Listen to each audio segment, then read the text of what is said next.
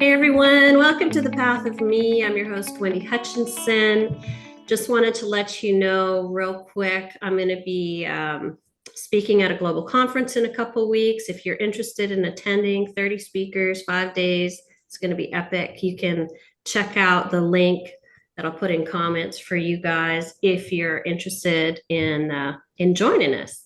I've got the incredibly talented Candice Alexander, artist, Lake Charles, Louisiana artist with us today. And I can't wait to deep dive. Welcome, Candice. Thanks for joining us. How's it going? Yep, thanks. Really good. I was looking back. The last time we talked was 2 years ago, March. You had just been through three back-to-back hurricanes. Oh It God. was like Laura, Delta, and then Zeta, which was crazy and devastating.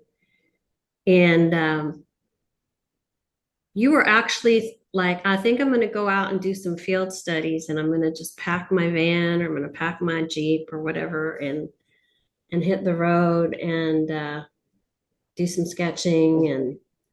And Is that what that I is did? where we left off. That was 2 years ago. And think about everything that's happened between then and now. Just so much.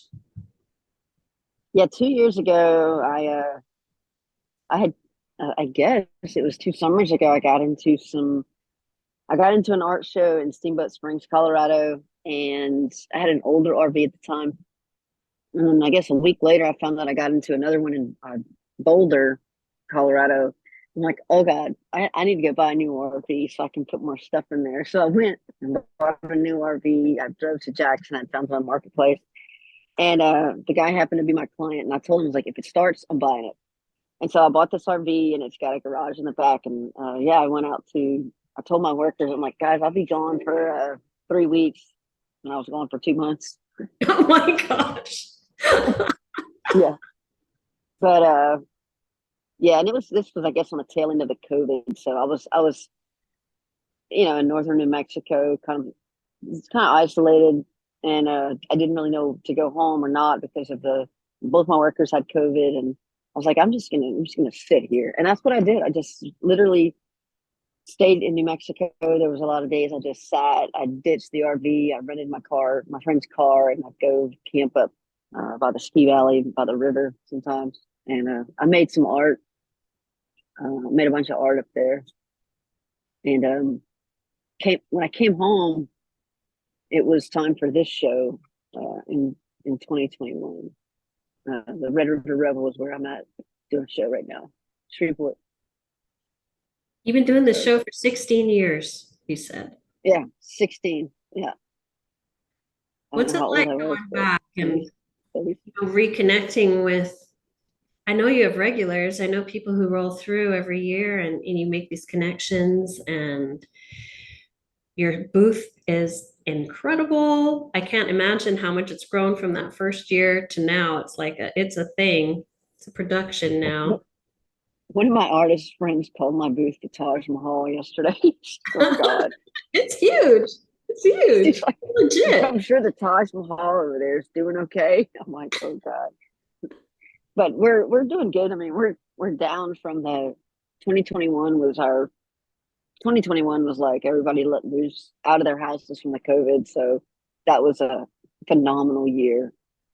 So we have 2021 goals in mind, but we're not doing them, but we're up there. So I'm sure you've changed a lot as an artist over the years. I know everything you do is coming from your heart, and you're taking all this information in and processing, and then creating from that space. And we were talking about before we got on how you're not just grinding as hard, as you used to. And I'm wondering what that's felt like for you, just to be able to take your foot off the gas for a little bit and, just be with yourself. I mean, I've kind of always grinded since I was little. I mean, I was doing 4-H, I was drawing, I didn't have art in school, but I was always doing something. We didn't have much money growing up. My parents were farmers. And so, like, for the past 22 years, out of college where they just kind of spit you out and like, oh, go into debt, go be a teacher like us, and we don't give you business courses or advice, just go. I've always sort of had that. I've had to have that hustle. Um, Even if I didn't have to hustle, it's sort of ingrained in me. And so, for the last 22 years as an adult working, not knowing what to do, what I was going to do, that hustle's always been there. And even if, I've got a little bit of money saved or whatever, that hustle's still there. And finally, for the first time this year, uh, I told myself, I'm not hustling. I'm going to make what I want to make when I want to make it, unless it's like a commission that, I feel compelled to do. I'm going to do it. But other than that, I've kind of let the reins go of the business a little bit. And now I don't know what to do.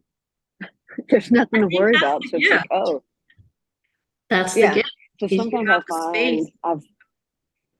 yeah. I mean, sometimes I find myself like, it maybe could seem like survivor's guilt or worrying about having nothing to worry about. It's very strange. It's very strange. It's a very interesting position that I'm in because I don't know. And then the COVID wasn't that long ago, so that I kind of feel like that place of the lockdown and stuff. Like I kind of feel like that place again, but it's by choice. You know, Yeah. so Yeah. I think when we give ourselves a space and grace of time and silence, a lot comes up. yeah. You know, So that's where I am this year. a lot of things come up that we can avoid when we're busy and not really look at. Like I think COVID for a lot of people, that time brought a lot of truth to the surface. Like you can't avoid things with busyness or, you know, you gotta sit with yourself for a while. You know, that wasn't by choice, obviously, but I do know that when people create space to just be present, you get a lot of awareness, you know, about yourself. Yeah, I was recently talking to one of the sheriff candidates in town, and he mentioned something to me that I never really thought about. And he's like, during the COVID, uh, the whole like drugs got much worse after COVID because people had to sit with themselves. Right. I mean, I'm assuming that that's the reason, but I just thought that was a very interesting You know, thing he brought pain up. is a tough thing because if we can have the stress tolerance to kind of sit through it and be with it within ourselves long enough, there's something beautiful about moving through it and then being able to let it go on the other side.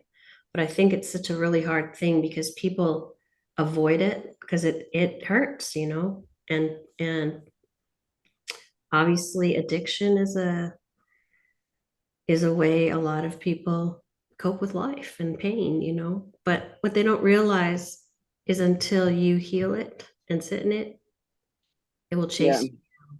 It will haunt you your yeah, whole. yeah. I've also realized, like with, I feel like I've had my kind of head in work, and then I come out of that, and I'm like, what's going on? Um, yeah, that's really the way I feel. So I don't know. It's very interesting perspective. So now I'm like, where have I been? Oh, this is what this is what freedom looks like. And I don't know. Sometimes I don't know how to gauge that because it's there's so much freedom. Yeah. Um, Yeah. so yeah. So Probably a now lot I'm that trying to. comes up, right? Like a little guilt, like maybe I should be dot dot dot, maybe I should, you know, but then you go, no, I don't have to do that actually. I can just enjoy my day if I want. Drink my coffee, play with my cat.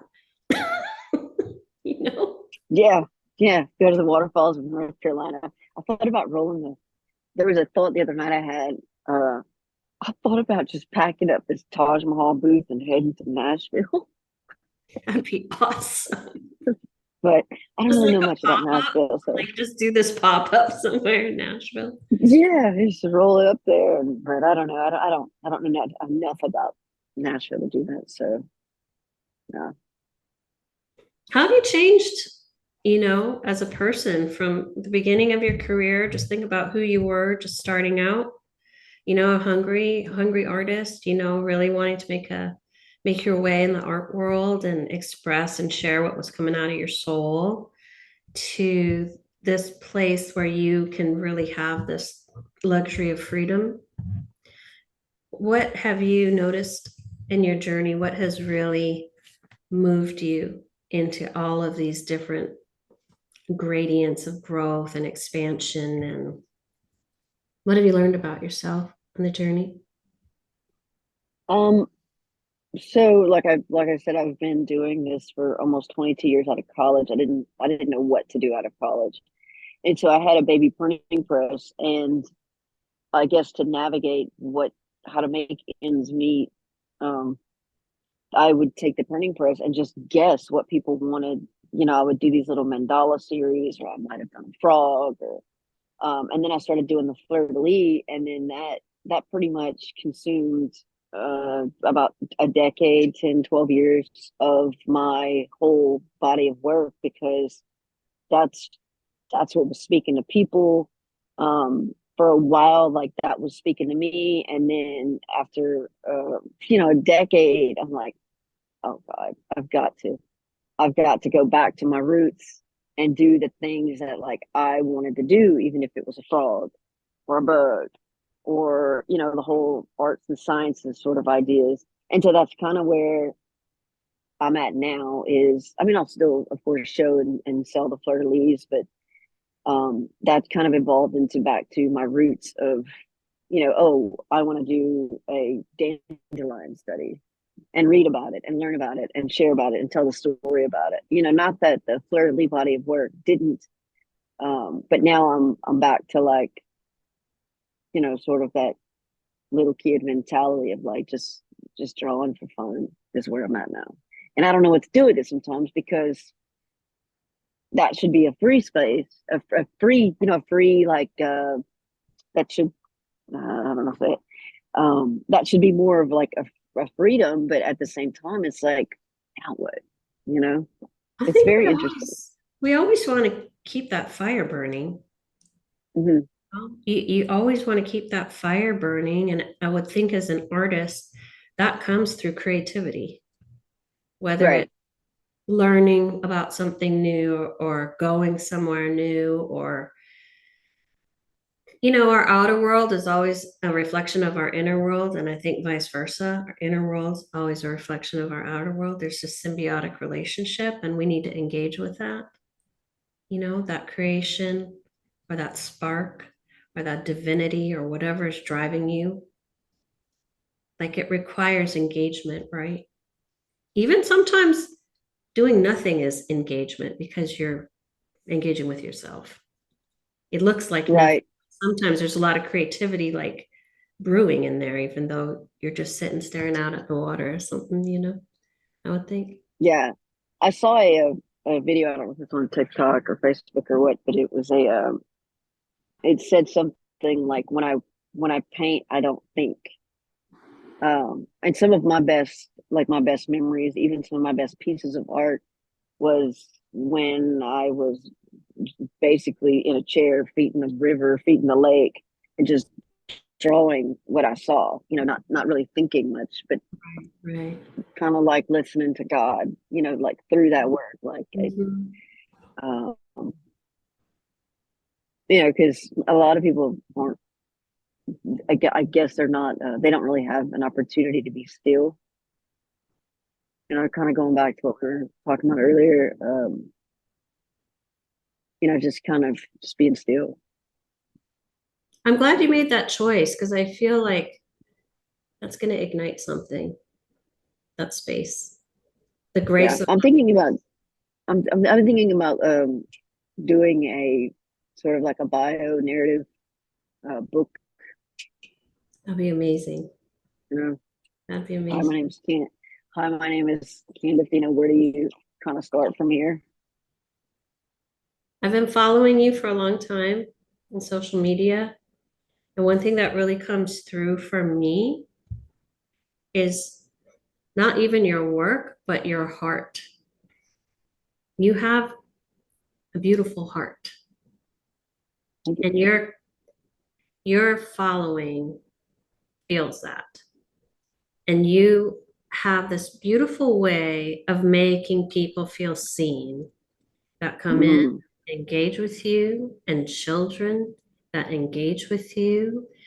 And I love how you did this trade the other day with this kid that brought you something he made for you. And so you were able to give him something. And there's something really powerful in giving the people, or especially kids, an opportunity to feel seen. So I just want to thank you oh, you're welcome. for showing up in that way for humanity, because you don't realize like how many people you really touch on a daily basis with your work, with your human interaction, but also your social media. So thank you for being such a bright light for the world, Candice, with your work. Oh, you're welcome. I did make a post the other day, and it's like, I was that little kid once.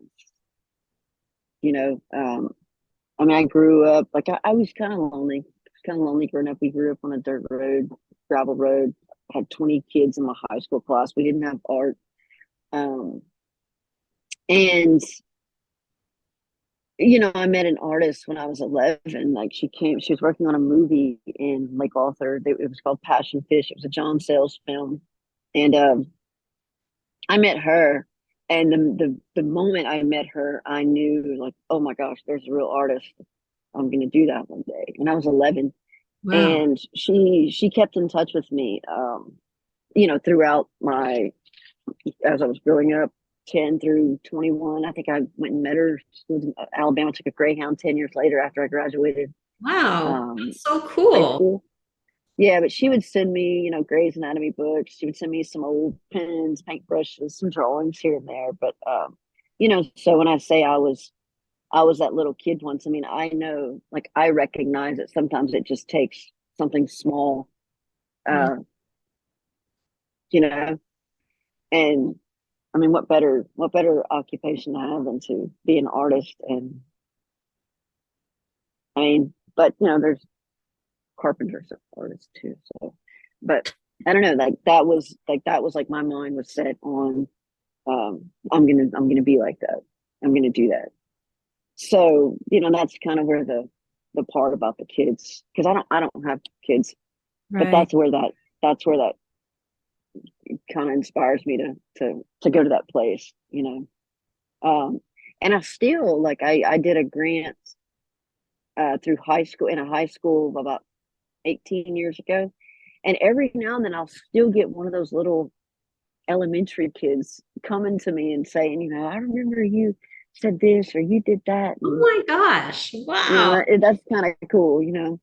That is so cool. Um, so I'm thinking, now that like there's not the grind so much. It's like, what can I do? And so I thought about sort of being a mentor with the whole, being an artist, success, and also sort of steering clear um, with, with kids away from drugs. Yeah. Um, Giving them an outlet that's creative and productive instead of destructive, right? That would be right, right, huge, huge right.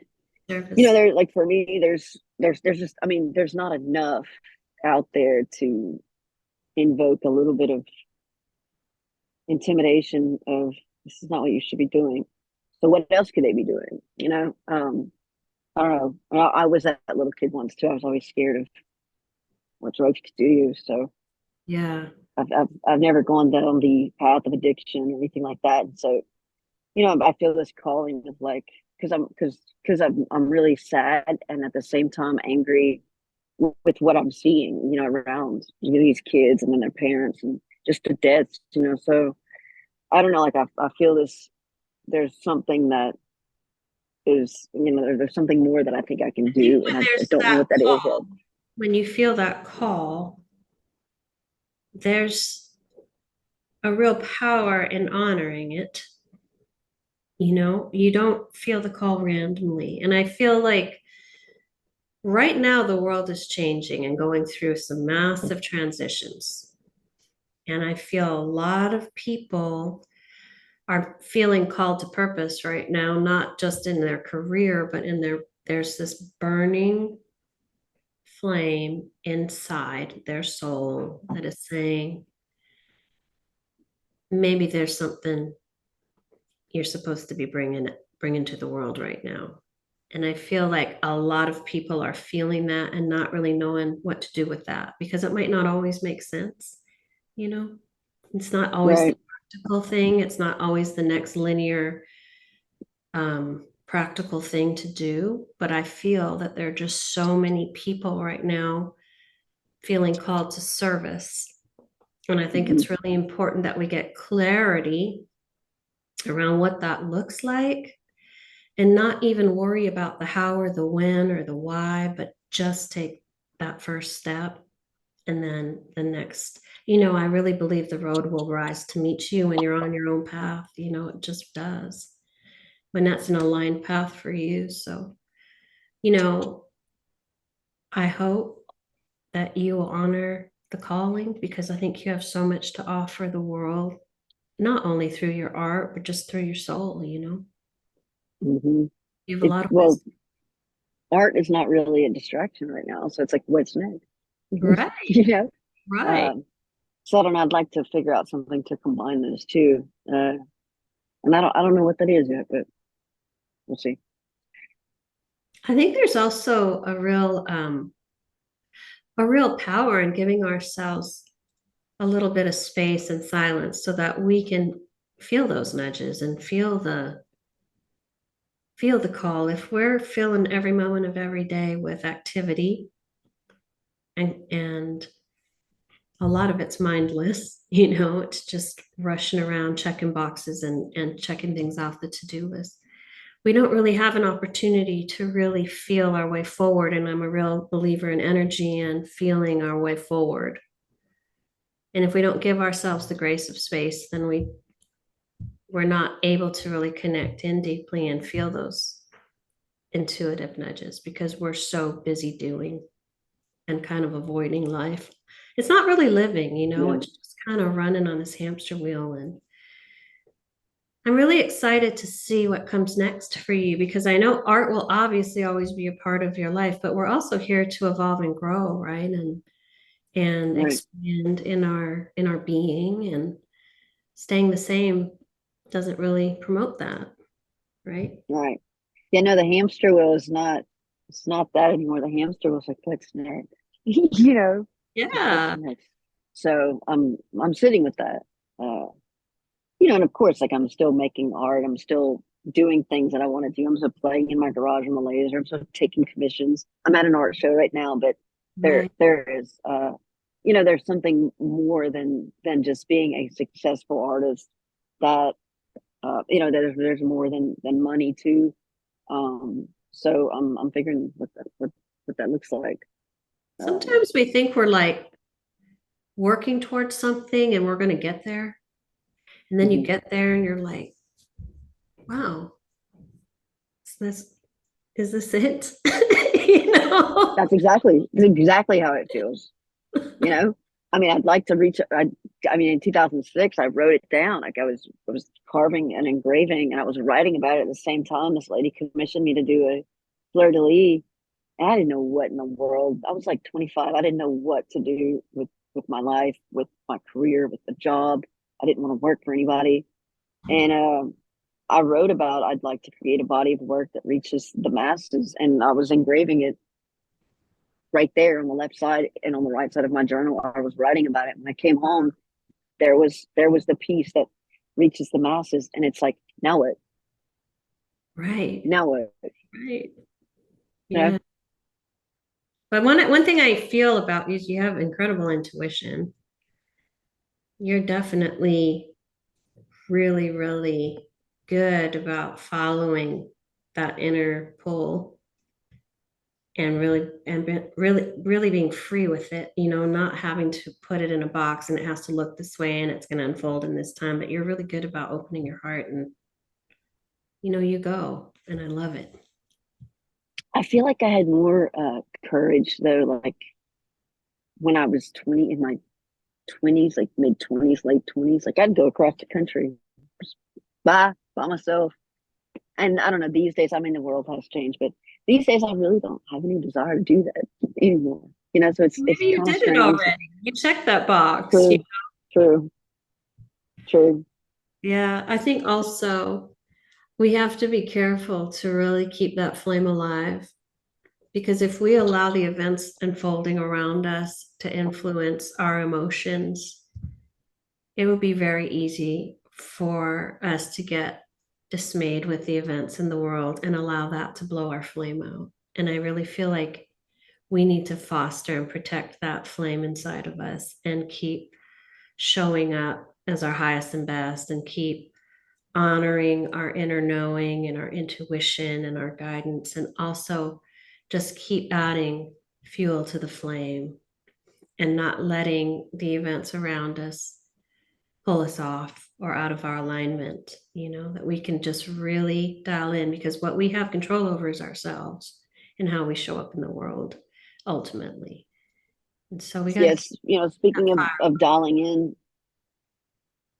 20 years ago, we didn't have all of those things dialed into our faces, social media, blue screens, the news.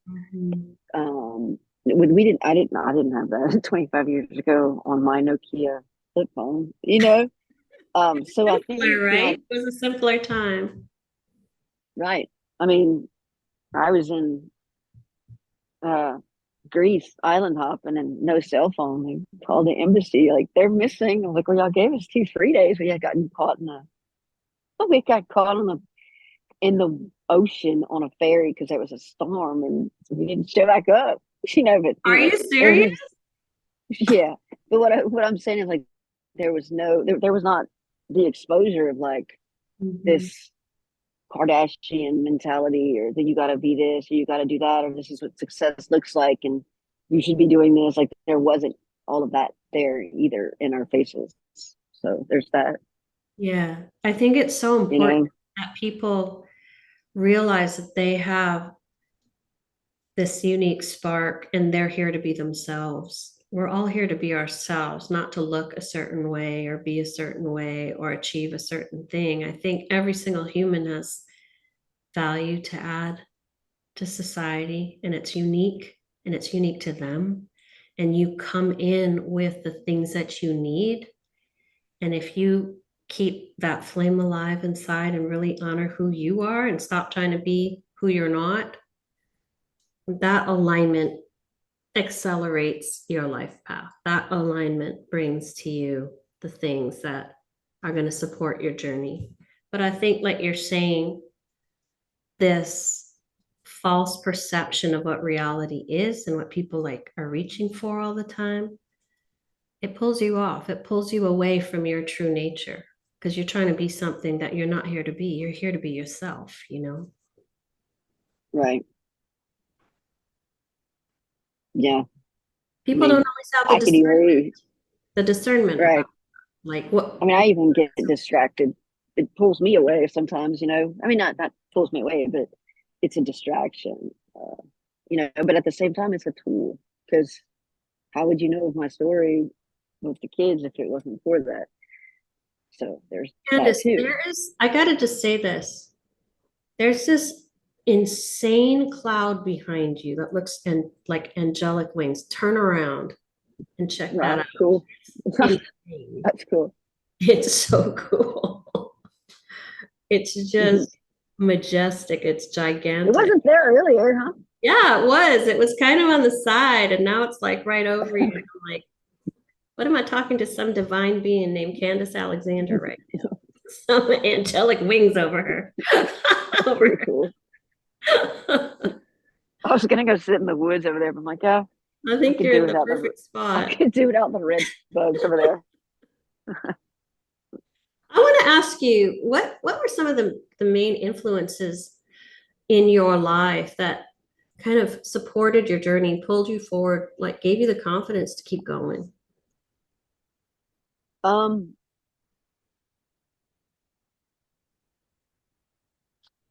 let me see. I mean, if who else was going to do it? I mean, as far as like the art goes, when I was a little kid, like I kind of I spent a lot of time like alone doing art as a way of coping when I was a kid. So that kind of that's that was always familiar to me. So I always had my art. I never took to drugs. I never strayed from that. I don't know if I just answered your question or not, but uh, Well, I think art was really important. I think meeting that artist at 11 was real pivotal. Um, mhm. I mean, what kept you going? What got you here? I mean, there's always been like a like ever since I was little, I was like I wanted to be an artist. Um, that always spoke to me and inspired me, so I knew that I could inspire others. Uh, but I've just always stayed true to that because I never wanted to work for anybody else. Mhm. Um, and I guess the more that even though my art speaks, or even though art speaks to people, there's something that is reciprocated when it speaks to people. It speaks even more to me or the artist. Right. So that's inspiring. Like those little kids, those little girls the other night. I mean, they inspired me just as much as I inspired them. I mean, hands down, Tell maybe that more. story real quick because I saw that and my heart just melted when you posted that. Tell the story about what happened. They came to your booth with their mom, right? Well, well, there was an interracial couple. The guy was there was again he was an older guy, and it was an African American woman with her three adorable little kids. Like I would say they were 2.5, 3.5, 4.5. I mean they were young, and they were all carrying these little journals. And I know that there was a guy. I know that there was a guy here that makes journals at the show, and he recycles like Dr. Seuss will be the first 3 pages, but then there's just all these white pages, and there's these spiral bound journals. And one of them, one of the little girls was like kind of taunting me, and I was like, "Girl, what you got there? A book?" And she'd hide it behind her back. And I was just picking with her. I was like, "Give me that book." And that lasted for like 5 minutes. And then they all kind of started playing with me and hiding their books behind their back. And I would like try to grab them. And, they came into my booth, and I was like, "Do y'all like to draw?" And they were like, "Yeah," and one of them couldn't even really talk. She was so little. And I was like, These are all of my drawings. Like this is what I do for work." And they were just kind of walking around. I don't think they took it in what I was trying to explain to them, but I think they got it whenever I was like, "Do y'all want me to draw y'all draw?" I was like, it was just me and this one little girl. I was like, "Do you want me to draw you a picture on your first page?" And she was like, "Oh yeah, yeah, yeah." And then of course the other two came, and I was like, "Oh, now you have a journal. Now it's not hidden," because they kept hiding them behind their back. And I'm like, "Oh, now that I'm drawing in them, y'all want me to now it's now you have a journal." And so they were just so excited about that, and they were like jumping while and I was just scratching. One of them I drew her little 5-second portrait, but um it was adorable. And they were so little. These are the So moments. I don't know. Yeah, yeah. And then the dad, he was very outnumbered. So it was three little girls, mom and him. And he was like, trying to tip us, and I was like, "I just give it to my workers," but the parents appreciated that too, and like I said, like I was that little kid once. You know what is so beautiful is through your art, you have connected with so many amazing people. Mm-hmm. You have connected in Yeah, person with so yeah. many people. you know. I've been every day I've been saying, opportunity exists, and I've been writing about it. And opportunity exists on every corner. And that's I'm gonna keep kind of saying that over and over because it's true. I mean, you never know who you're gonna meet or who you're gonna change their life. Mhm. And vice versa. So yeah, I mean, timing, Sometimes we meet vibes are a thing. they change our lives, you don't expect it, and they change our lives because they inspire you or they break you or whatever it is, you don't see it coming. And you're like, wow, I'm different because of that encounter. I'm different Yeah, because that moment with those kids, you know, in my yeah. booth. And then the other young guy, I think he had just had a brain surgery, and he's been having these numerous brain surgeries since he was 8. His name was Michael, and he's come in my booth. He's got my art before, and he had drew me this little. I think he was 38. I think he was 38. But he drew me this little drawing of Miss Piggy, and it's like, I mean, what else am I going to do? I have to trade him. You know what I mean? Like, I loved it it's though, not a one way thing here. but I love it. So Uh, so I gave him a during our interaction, there was an artist that came in my booth with a one of my 8x10 little football pieces, and he was like, "Does this belong to you?" And I was like, "Yeah." And he's like, "Well, last March or last May when we were tearing down, I found this piece on the ground of yours. I guess it had blew out of your booth or somebody lost it, and now I'm giving it back to you." are you So I serious? gave, Are you yeah. serious? Oh So my, I gave that piece, I gave that long lost piece to Michael, who gave me his drawing of Miss Piggy. So it was, I love that. I love how it just all comes, it's so perfectly orchestrated. It's so divinely unfolding, the beauty of that. That he kept that and brought it back to you. That's amazing, Candice.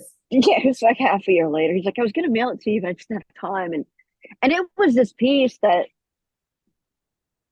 it's not even something that I think it was like some Mississippi bulldog fleur de lis. I mean, it's not like something that they're flocking to here, or anywhere. So it's just such a random, it was such a random thing. But so Michael's got it now. Candice, I want to ask you, who are you becoming right now? Gosh, I don't know, a storyteller, Mm-hmm. an author. I don't know. I don't know how to answer that. But there are, there are a lot of stories I want to write about and tell. So I'd love to create a book. I'd love to put some of my drawings, early drawings, sort of like a timeline narrative. I'd love to Um, see that. yeah. You got some time now. Maybe you But can. who am I becoming? I don't know. It's like, there are, especially in Lake Charles, I've heard it, I've read it myself, and it's like, oh, she's come from money, she got a boost. And it's like, and that's why, like, I don't know, like, that sort of inspires me to, well, if people don't know who you are, show them, you know. So I don't know. I'd like to write about how uh, I had really nothing. I started from nothing, you know. I Yeah. started from just passion and drive, determination that I'm going to do this. I'm going to figure it out. If I can't do it in Lake Charles, uh, I'm going to go to Florida and sew a Renaissance fair tent and do it in the woods for 3 months and bring my printing press and do Renaissance etching. Do you ever pinch Or I'll yourself, go to, like when you think about where you came from and to where you are now? Do you ever pinch yourself and go, "Wow, that you know how you got there, you did it, obviously." But do you ever have these moments like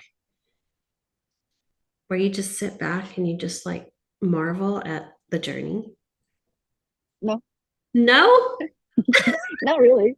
Not really. It's Look like, at where you are. Like you've got this Taj Mahal booth, you've got this beautiful following, you have freedom.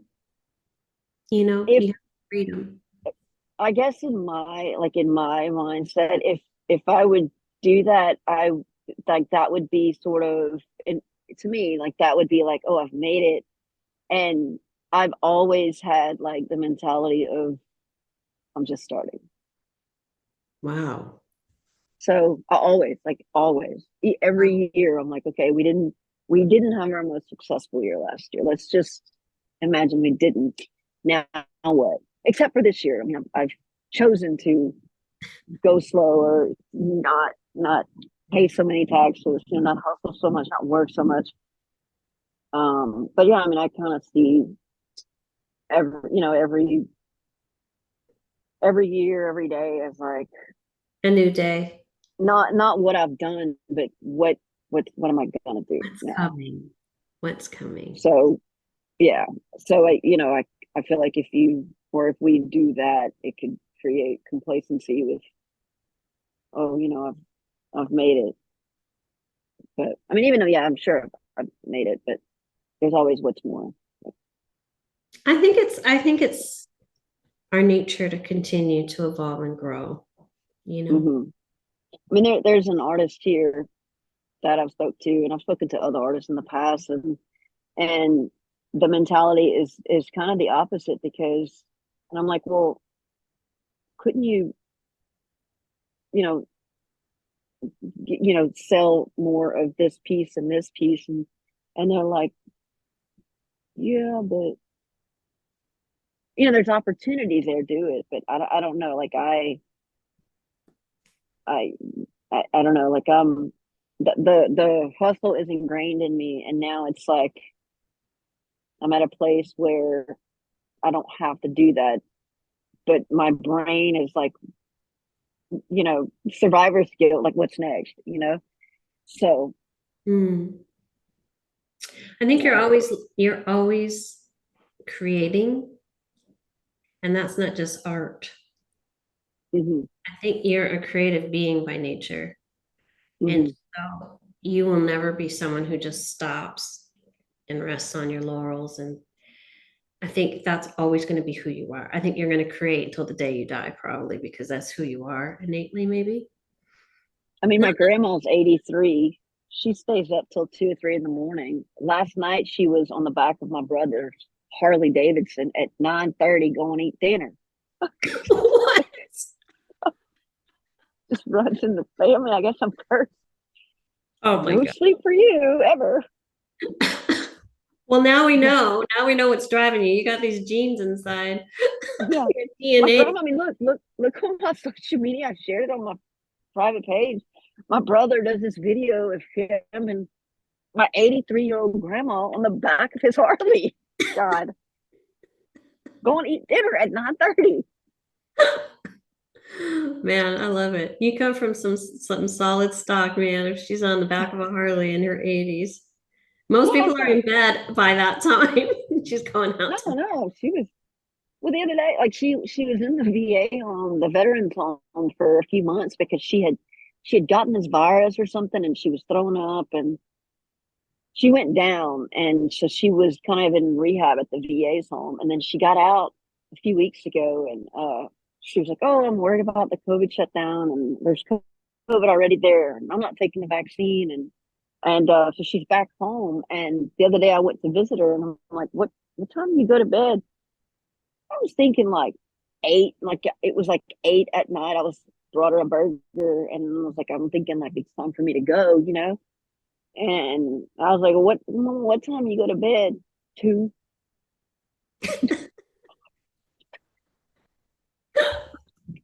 Where does she live? What do Does you she do? live near Lake Charles? Where does she live? Jennings. She said 2 to 3. I'm like, what are you doing? I think when you get older, you don't need as much sleep for some reason. Like old people don't sleep. They're either up at the crack of dawn, oh dark 30, or you know, or they can't go to bed and they only sleep like 4 or 5 hours or something. I don't know. There's something about it. I don't know, but she doesn't need much. But if you look on my Facebook, she's smiling with her helmet I'm on. gonna go check that out. Go, don't eat.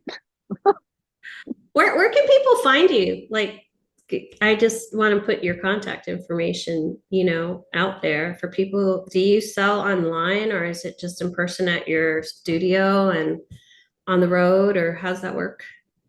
The brick and mortar is downtown Lake Charles.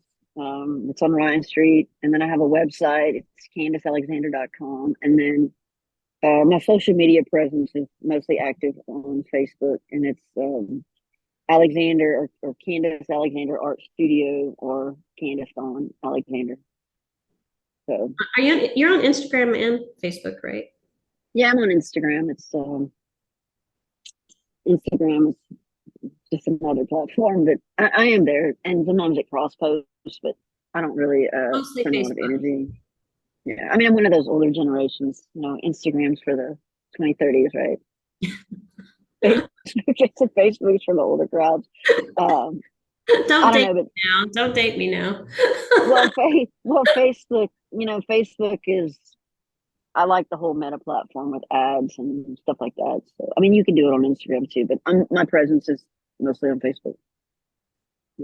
I think I wanted to ask you one last question or two last questions before we head out. The first one is, um, what do you feel your impact has been through your art on the world?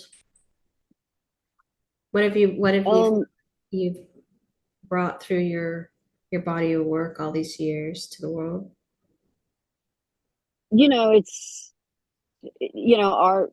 Like to me, good art tells a story, and for a little while now, I've realized that when someone buys a piece of me, my art, and they put it on their wall, suddenly I kind of own the real estate in their home and of their energy and of the conversation and of anybody who sees it and talks about it. So it's just it's this energetic thing that through my art, even if it's through an original or hundreds of prints, thousands of prints, um, there is that dialogue of who like what's inside of me on their wall. That's also being sort of, I guess that energy is being expressed even when I'm not around, which is really cool. So Which cool. is really cool. Yeah, that's I cool. bought this piece of your art several years ago. I came in your studio, met you, and I bought this piece of your art, and it was like a circle of fleur-de-lis, and it had the words to the YouTube song around the outside. And it was a very cool piece of art. And I had to come back and pick it up later because you were working on it or whatever. And I'm telling you, I work with energy. And I held that piece of art and I felt so much energy come off that piece of art. It touched me energetically to speak to what you're saying. Your soul was in that piece of art. And I know you That create art all day long and you do all kinds of stuff, but there was something really special about that piece for me. And I hung that in my healing space, working with clients. It's still there. And I want to tell you what you got going on energetically, Candice, is so powerful and Thank you. beautiful. I think the world's a better place because you're in it. And keep Thanks. doing what you're doing. Have you seen the Las Vegas the Sphere? Yes, and I want to go there Yeah. so bad. And I just saw a video that you too was performing there. Well, that's what just came to mind. It was like you were talking about the circle and the U2 and the words and the sphere came to my mind. But yeah, That that was place cool. Yeah. looks so amazing. I can't imagine seeing a concert in it. And they said that they can change I mean, Yeah. the imagery so it just looks like it blends into the landscape and does it looks invisible. I mean, that's pretty incredible what they're Yeah. doing right now with technology. Pretty cool. That piece that you got, I did it in 2012. Apparently, when the world was going to end. to Mayan calendar. So that was the piece. And I stayed up in the middle of I stayed up all night in the Lafayette Mall, in the mall, in a kiosk that I had built. And I stayed up all night for a couple nights, end of December in 2011, doing that piece. I was in the mall creating it, trying to get it done before the first of the year, you know, Wow. in case the world ended, In case you the know. world ended. I'm glad you did. Yeah. But I'll tell you what, there's so much in that piece because when I sat down and actually really was super present to the art, there's so much in there. There's like symbols and there's like just numbers. There's like so much cosmic stuff in there. I love Yeah. it. See, and then you say that, and it's like, you know, the Taj Mahal 20 by 40 booth that I have right now, I don't even know if I have one of those framed up. And it's like, you know, it's crazy, but there is so much detail in pieces like that. And it's like, that's what sort of kind of calling me to write the book is just to get the stories out there, you know, Love for just get the you to, stories out there. I'd Yeah. love for you to put more energy into that because I think that the world needs to know. And I think it's important that we tell our story and not let others define who we are with their story about who we are. You know, so many Yeah. people, so many people have something to Oh say. yeah. And I'm like, You know, that's your story. That's not mine. my mural got painted over last year and a half ago downtown Lake Charles. It was on the side of my studio. It was a huge, massive tree of life community project. We worked 5, 6 years on it. Several artists. That was We heartbreaking. put we put art in schools. We we got washing machines to people's family. I mean, we did a whole bunch through the community, and the mural got painted over. And it was the strangest thing, you know, the noise. Um, people were people were sort of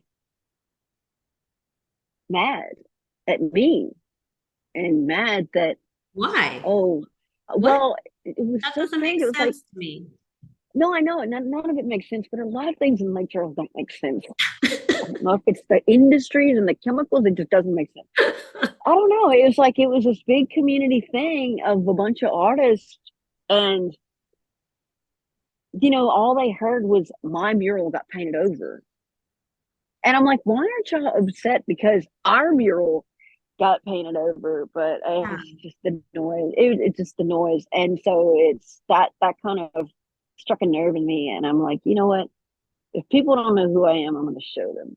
So I started advertising on TV. I started doing a bunch of reels last year. And that was what motivated me to have my best year last year. It was, if people don't know who you are, show them. And Yeah.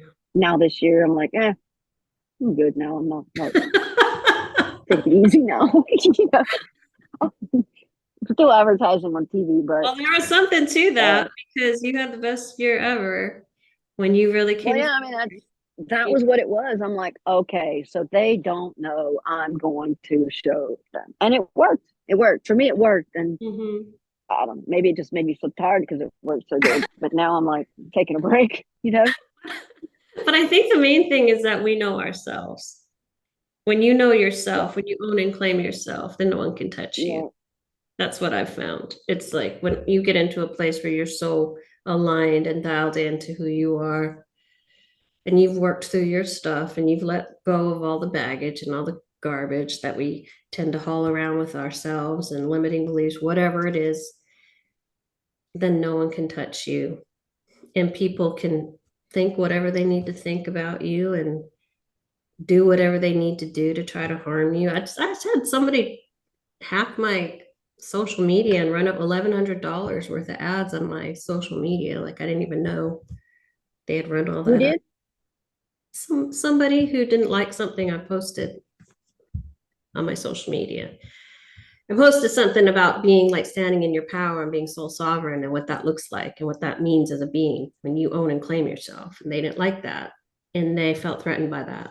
So they hacked my account and then ran up. I didn't realize because I never run ads, that there was this ad running every day, like every How day long? for like over a month. It was $1,100 when I looked, and I was like, holy shit. But That's like $12 a day. No, no, it's more than that. It's like, no, it's like a month is like 30 something dollars a day or something. I don't know. I never look. I just happened to click on this button and I was like, oh my God. I was like, your account is past due $1,100. Oh my God. oh, they just dropped it. But They fixed it. But what I'm saying is people get triggered by us being ourselves, and then they make up stories and they attack you or whatever they do. But that doesn't define us, does it? Not at no, all. crickets. We just got to keep going. So I honor you. Thank you so You're much welcome. for spending some time with me today. I love your work. I can't wait to see what's next for you. A book, um, a program to help kids get off drugs, whatever it is, whatever you put your energy towards is always magical. So I can't wait to see what's next for you. I hope you take some time, breathe, take Yeah. in nature for a bit, regroup, and then I'm gonna come back and hit you up in a couple of years and we'll have more to talk about. All right. Cool. To my audience, thank you so much for joining us. I hope you guys had a beautiful time with us. Don't forget to love yourselves. And remember, we're a community, and I would love for you. You can leave voice messages that I can include on the show. I'll put the link down below. I'd love to hear from y'all. Have a great day. Bye.